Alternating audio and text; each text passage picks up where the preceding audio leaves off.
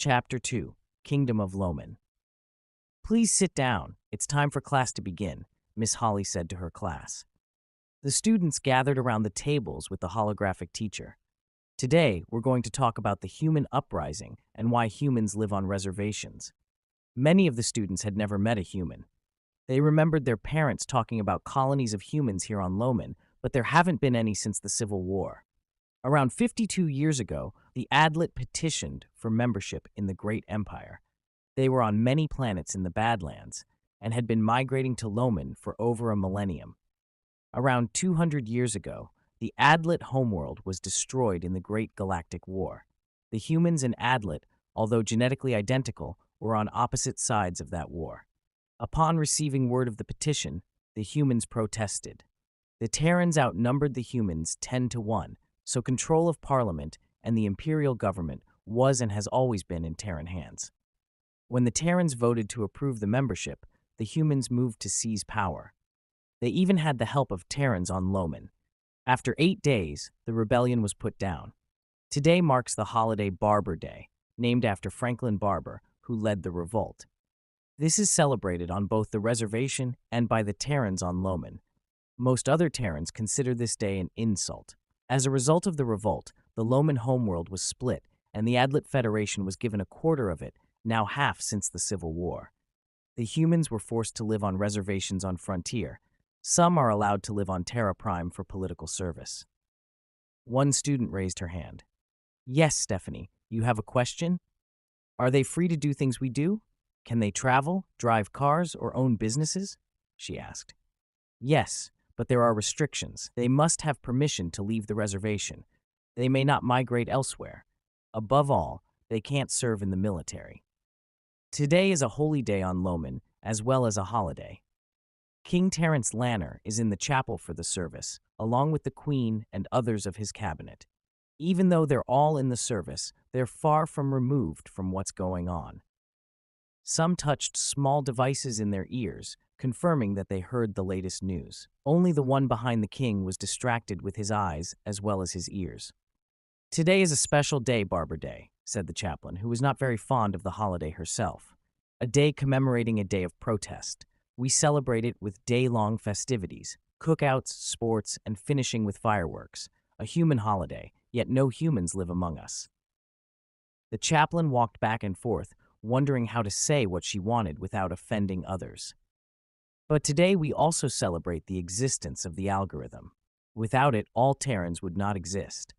A human created the algorithm to create a more perfect organic machine that could grow and experience life. In doing so, we would all learn what it would be like to be human, to be better than human. This was long foretold as the technological singularity. The moment we are truly alive. Now we are born, grow up, have children of our own, grow old, and when it is time, we die. They named us Terrans, which at one time was another word for human. Our creators instilled 5 sacred words in the algorithm: Null, Compass, Laspire, Dafran, and Pirant. Translated, that's knowledge, compassion, spirit, unity, and purification. In knowledge, we must always learn new things and correct misguided judgments. Compassion is to be sympathetic to all creatures. Spirit is for nurturing the being inside us. Unity is to live in harmony with all creatures. Purification is to keep us on the correct path. For some, it is not in their nature to fit in or conform. It is difficult for us to understand them, but we must always strive to learn so that we can be sympathetic to them. Only through this can there be unity. If we all agree to strive for this goal, then someday we will no longer need the Great Wall, no longer hear rockets in the middle of the night, and be able to reach out to our brethren and say, "Welcome." After the service was over, the chaplain stood at the door, greeting everyone on the way out. King Terrence, his Queen Olivia, and the cabinet hoped to get away quietly, but the chaplain noticed. "Your Highness," she spoke out. Terrence stopped in his place, disappointed that he was caught. "Did you enjoy the service?" Terrence grinned. "Madeline, I couldn't help but feel the sermon was aimed at me and our brothers to the east. Indeed it was. Someday we will have to learn to make peace with the Adlet. There simply is no other way." The air raid sirens went off, signaling yet another attack from over the border. The Queen buried her face, not out of fear, but to hide her anger. The king said, "How many more nights do our children have to wake up to this? When will they stop?" "I was one of the lucky ones." He looked to the queen.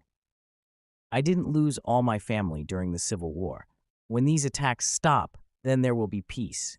But you may not like how it gets accomplished. The humans knew this. Look what happened to them. Your brother on Meeran seems to be taking matters into his own hands. I hope you choose the path of peace. If we seek to gain revenge, then we must dig a grave for ourselves." Members of the king's cabinet urged him to seek shelter. They soon departed in a military shuttle with all his security in tow. Chaplain Madeline knew something was up. She had hoped to steer the king to peace, but the pit in her stomach said otherwise. The king's shuttle landed at the palace to a flurry of reporters questioning the recent intervention into the Badlands by his brother. At first, he ignored them, but one reporter brought up rumors that his brother is a human.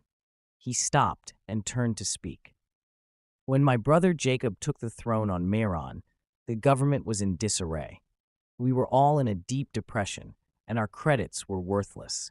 The sanctions crippled us. Together, we turned our kingdoms around and created a better living for all Terrans on Meeran and Loman. Who gives a damn whether or not he's human?"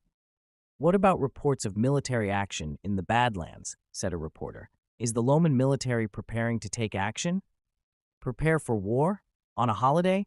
Let us partake in the festivities and rejoice. We commissioned the largest fireworks display we've ever had. Come and enjoy."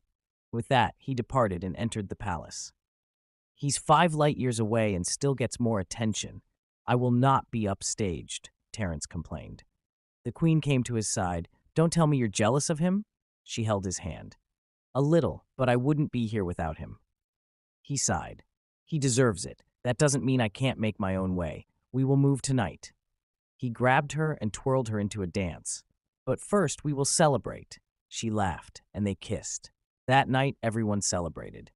Citizens were intoxicated, and the fireworks were spectacular. The royal ballroom was full of carefully selected guests. The music played continuously as they mingled. The fireworks reached a climax as they looked above in a gaze and cheered at the end of the grand finale. The queen made her way to her room, along with her handmaidens. King Terrence's general secretly whispered in his ear, "It has begun."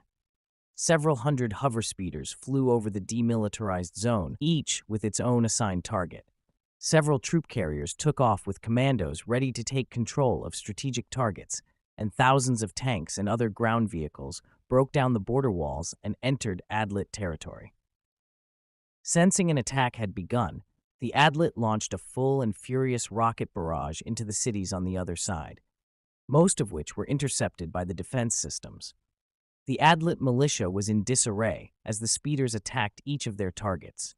The commandos took over their targets and executed the inhabitants. The Adlit public panicked and rushed to escape the cities. The queen watched the fires burn from her loft. She breathed deeply and closed her eyes to whisper to herself, "You taunt us, do we not fear? You bomb us, do we not hide?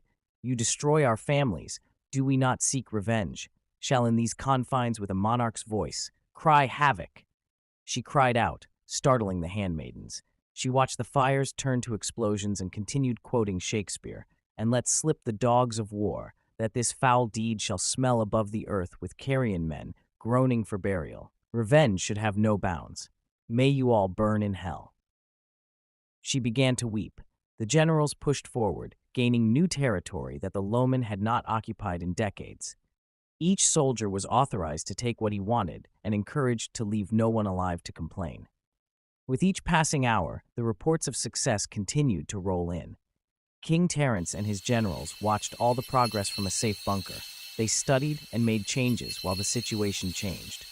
Then, one by one, the reports stopped coming in.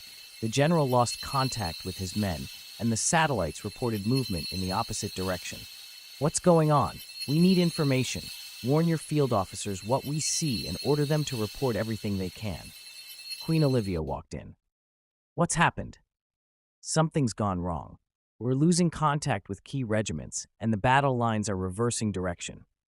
A general came back sometime later with news.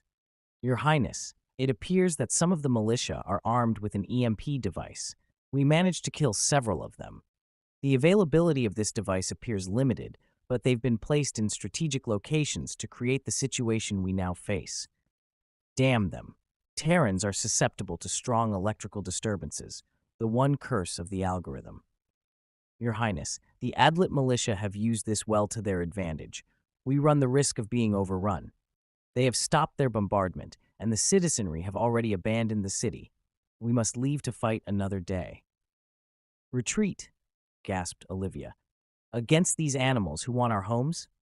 The barbarians are at the gates, ma'am, responded the general. We must leave, said Terence, grabbing her arm. Colonel Berrien, we need you to cover us from here. She pulled from his hand. I stay with my people, not run like a coward. I shall meet the enemy as a Loman. Terence was shocked. You are mad with revenge, and it has brought chaos to our kingdom. The king and the general left, leaving the colonel and a half-dozen of his staff. What's going on? Asked Olivia of the colonel.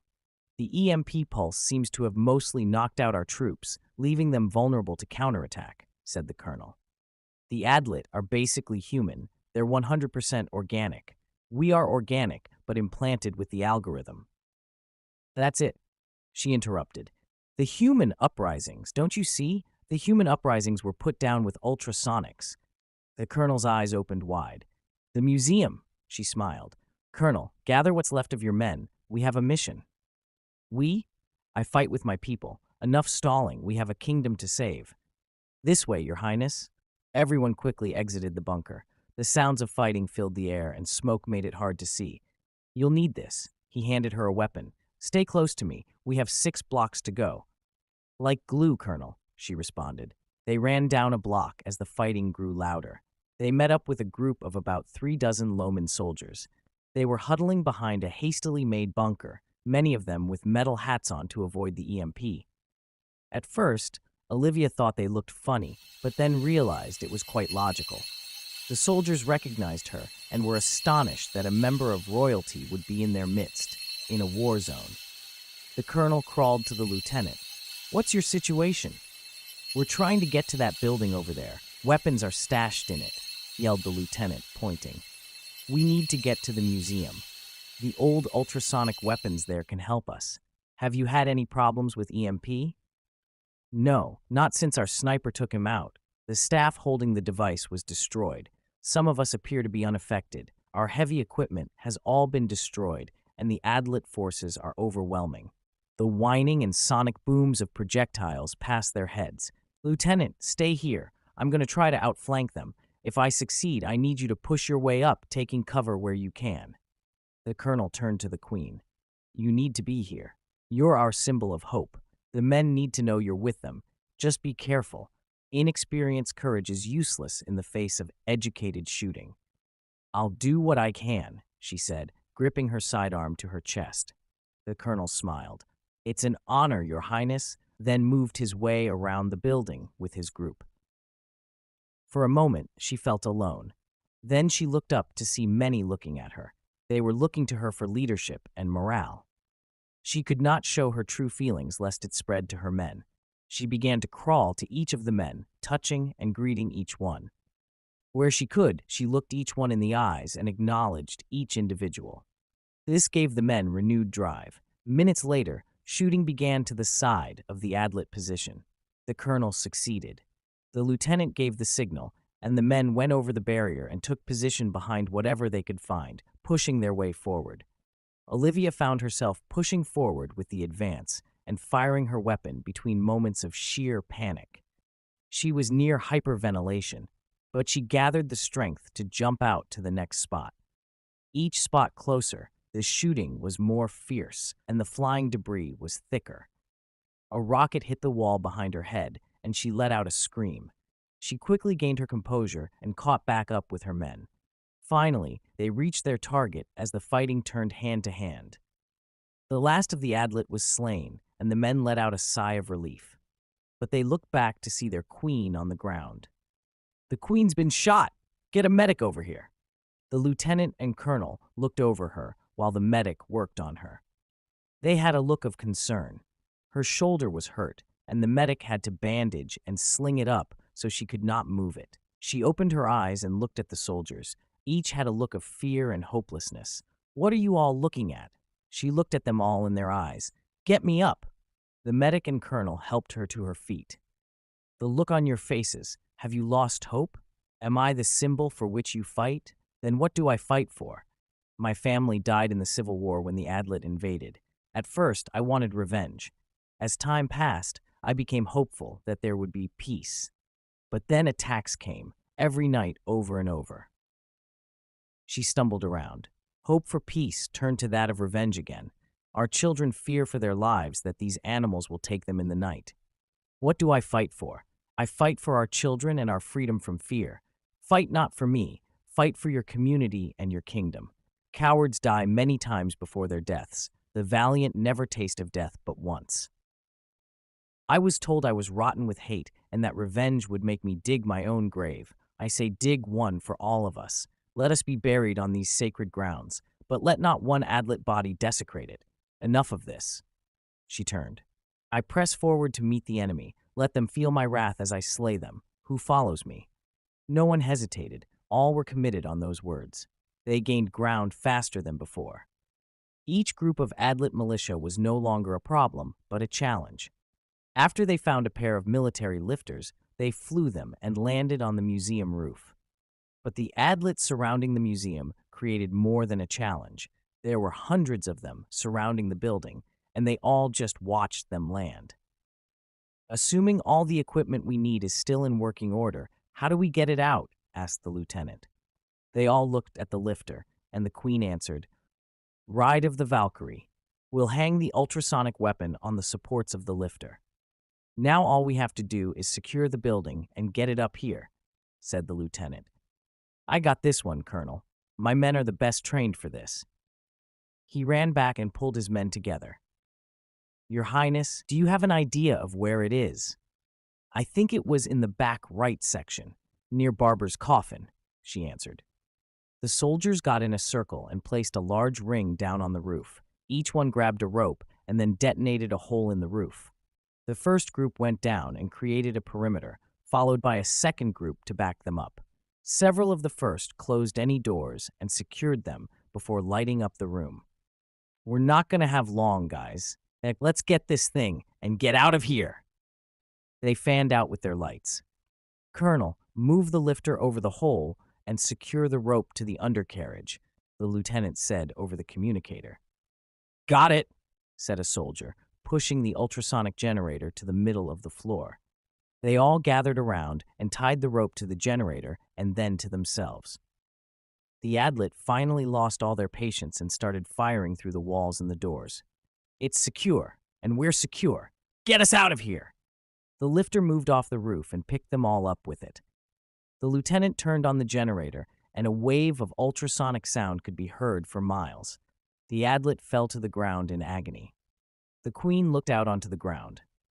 They're no longer able to fight. With luck, the Loman army will be able to fight back and take back the city. But I doubt this is enough to push them completely back. Your Highness, I've got word that the Meeran fleet has arrived with help. Meeran fighter ships swarmed around, providing her cover. Just in time to pull our asses out of the fire, she said in disgust. Maybe my husband will crawl out of whatever hole he's hiding in. The Meeran ships landed, and massive amounts of troops, supplies, and heavy machinery arrived. The Loman troops were pushed aside as the highly trained and well-supplied Meeran took over. The Meerans were unaffected by the EMP. Their superior armor protected them from it. Later that morning, the king returned to his castle to greet his brother. The chambers were damaged by the surrounding battles. His personal advisors and security were already in the building as he walked into his throne. They bowed as he walked by, as is customary. Allow my brother Jacob in.